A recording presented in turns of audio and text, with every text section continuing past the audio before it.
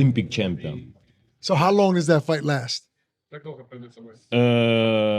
Listen, in my opinion, it's 1 round. There's been some talk about possibly Joshua using Jake Paul as a tune-up to fight you. What are your thoughts on that? I don't know about tune-up. I think Jake Paul knocks him out. That Anthony by murder. by murder. Yes. Golly. Might knock his head off a little bit. Like, it might be special effect, but it might like go out. Like legit.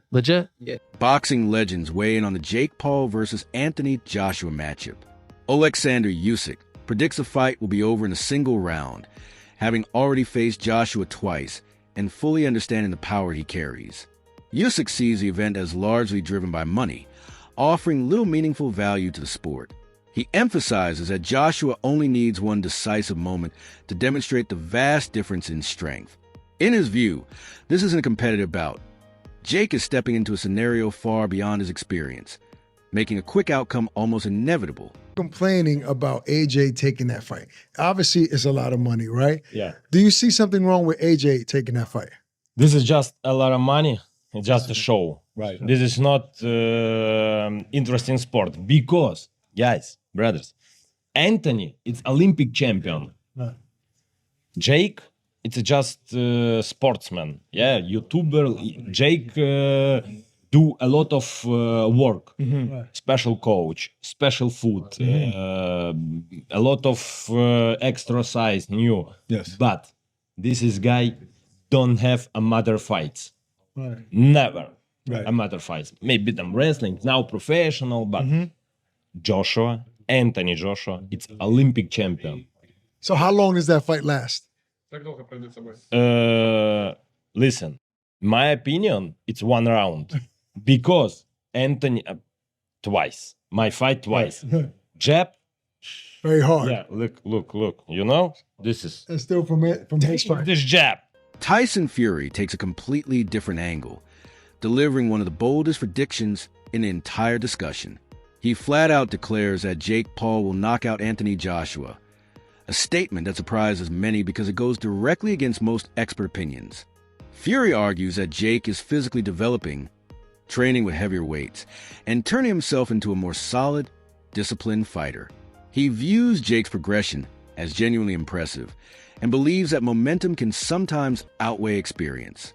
While Fury is known for dramatic and unexpected statements, he insists this prediction is rooted in Jake's confidence and rapid improvement.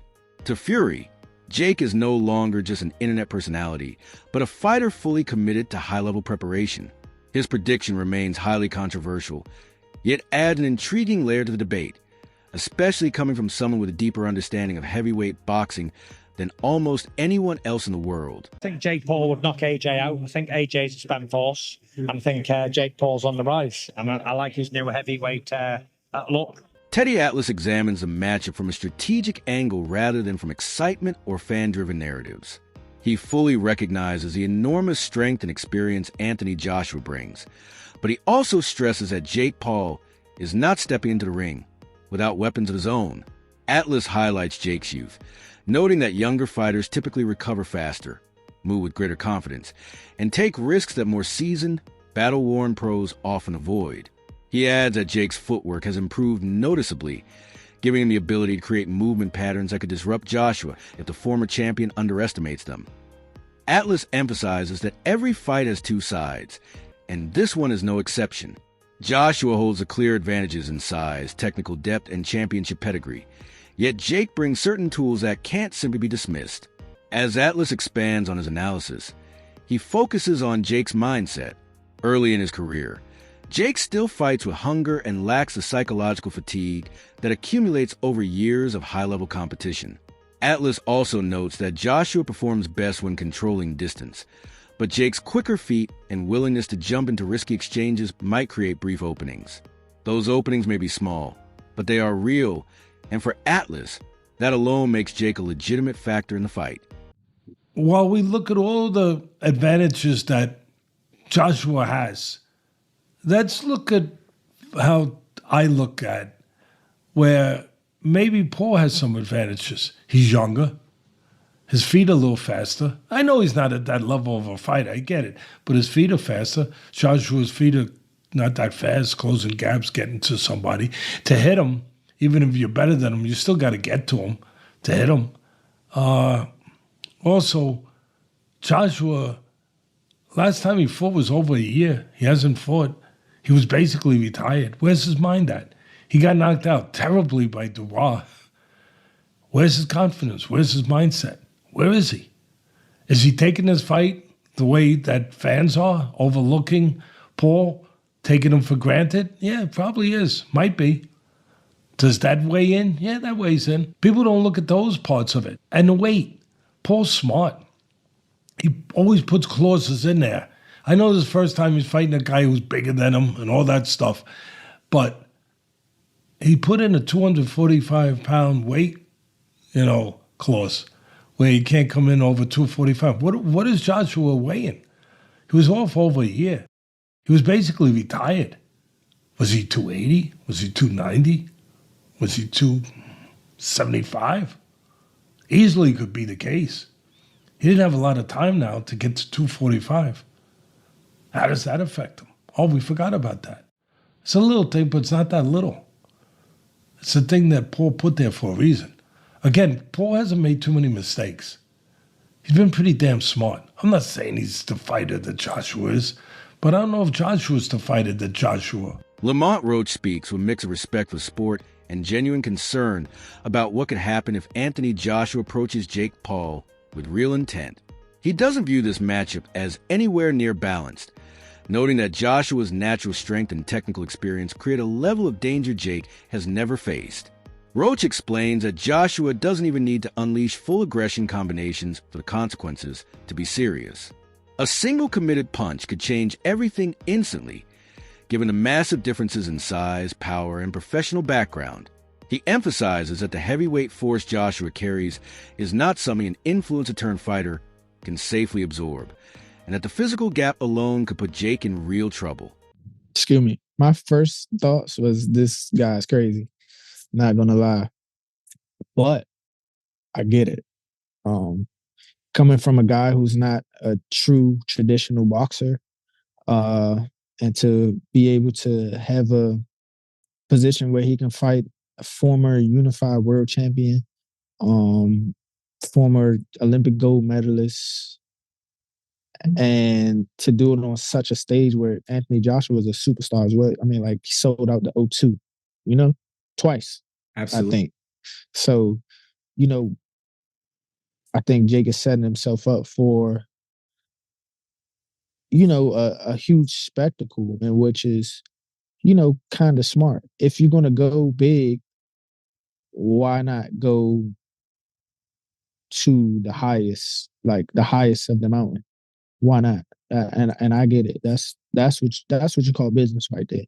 And I've seen a lot of guys calling them out, from like Gabe to other guys who are boxers. Yeah, like guys who actually beat him. But why would he settle for those guys when he could fight Anthony Joshua? So I think that's smart. I think that's super smart.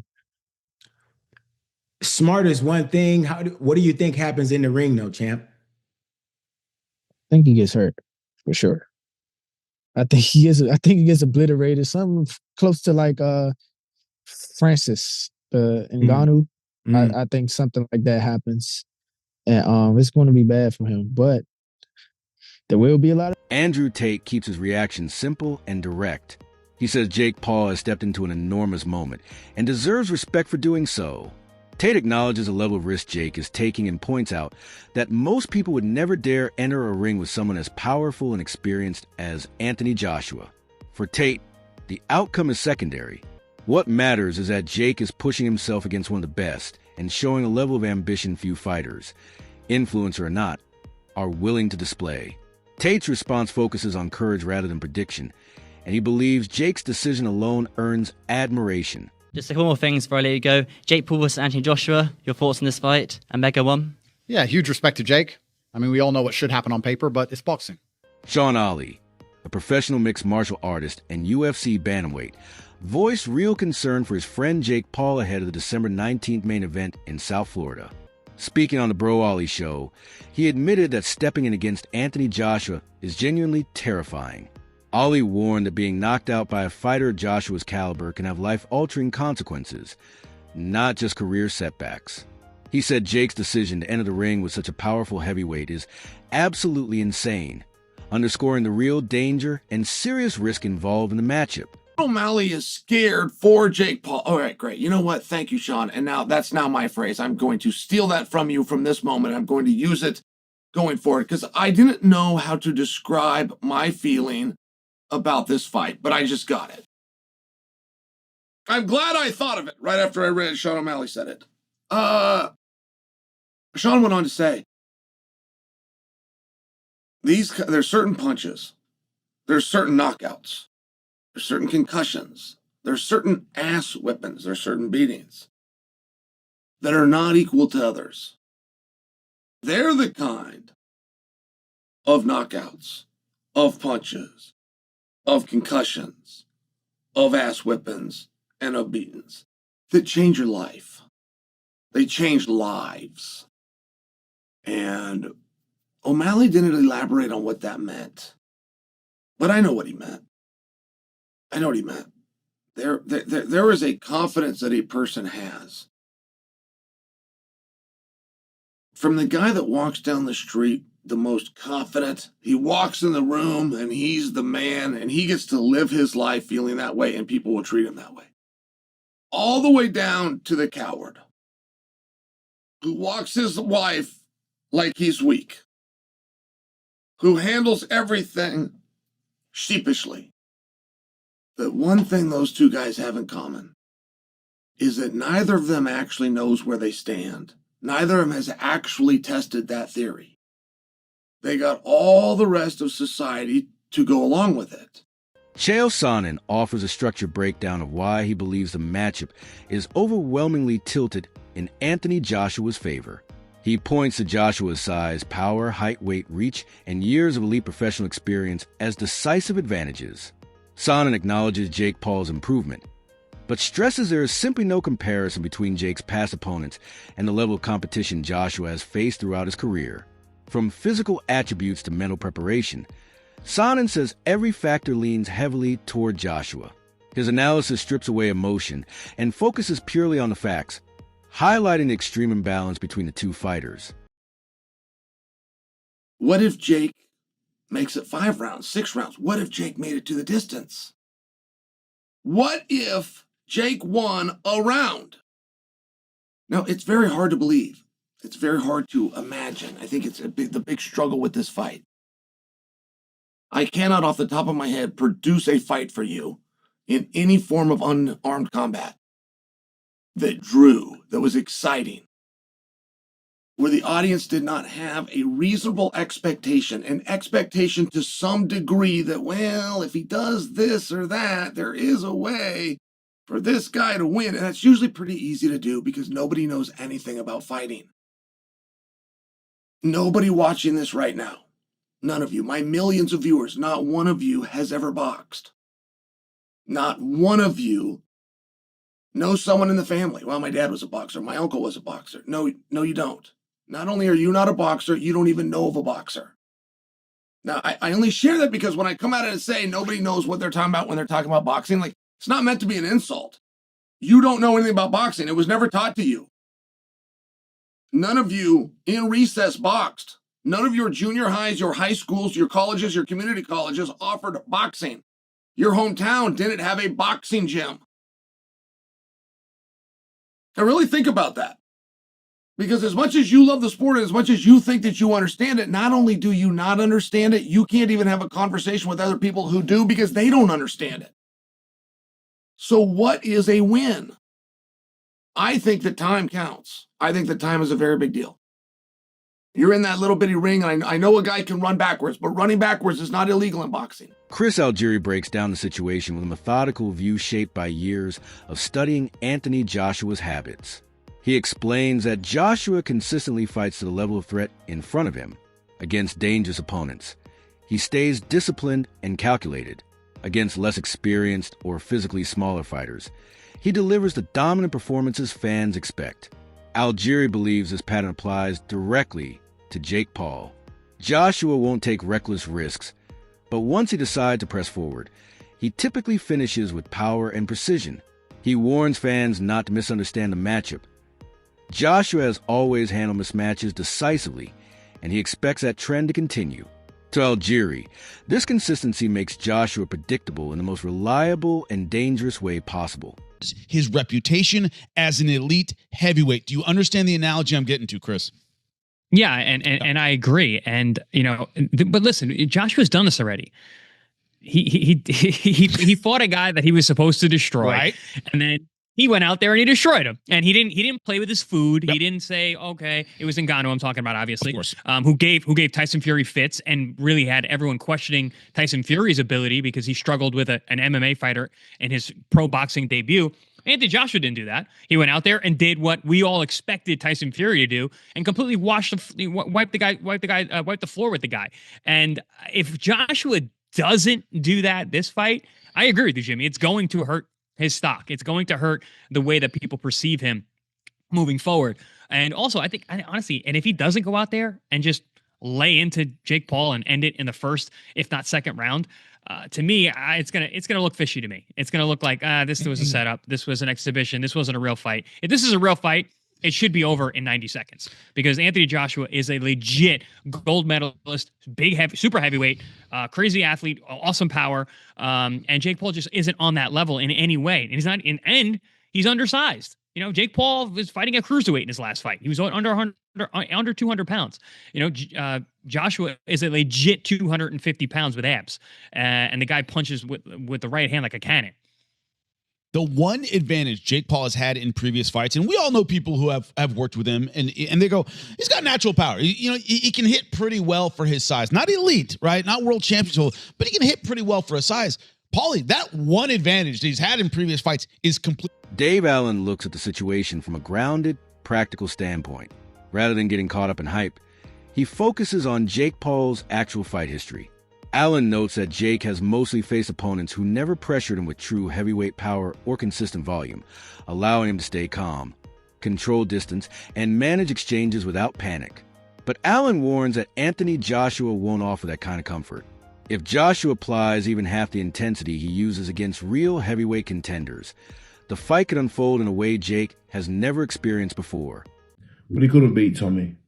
Could he win the area lightweight title? I'm not sure. Don't know who the champion is. If I had a look, I could tell you, but I'm not sure. He then boxes Nate Diaz. So he's boxed one boxer so far, if we're keeping count, and he's beat none. Then he boxes Andre August, who I believe was a pro, and this is now at 14-3, so he's now actually a cruiserweight. Andre August, I'm not sure. Ryan Borland, 17-2. Again, I'm not sure. But fair play, he's beat two boxers here. Beat two boxers, what can I say? He then fights Mike Perry, who is an MMA fighter, bare knuckle boxer. He's not a glove boxer.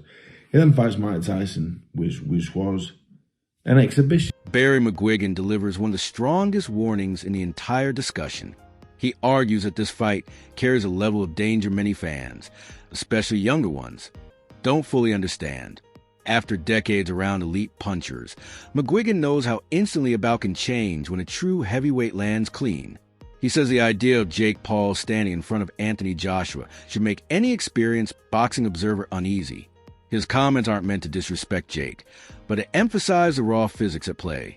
To McGuigan, this matchup represents a risk that goes far beyond entertainment and serves as a reminder that boxing is a brutally unforgiving sport when fighters with vastly different power levels share the ring. Some people are saying, AJ's grabbing the bag. There's nothing wrong with that because anybody else, if they got offered that kind of money, they would do it. So, yep. And some people are suggesting he might damage his legacy. Where do you sit with the decision of him taking that fight? And it's a professional 8-round fight as well. Yes, it's a highly dangerous fight for Jake Paul. I don't know what he's doing, unless they have done some sort of caveat or some sort of agreement that he says he's going to go easy on him, or he's not going to go flat out. But I've been tossing this up and down in my mind and trying to figure how and under God, when he had agreed to fight someone like Tank Davis, who is, you know, several divisions below him. That's more like... That's it for today's video. Stay tuned. Until next time.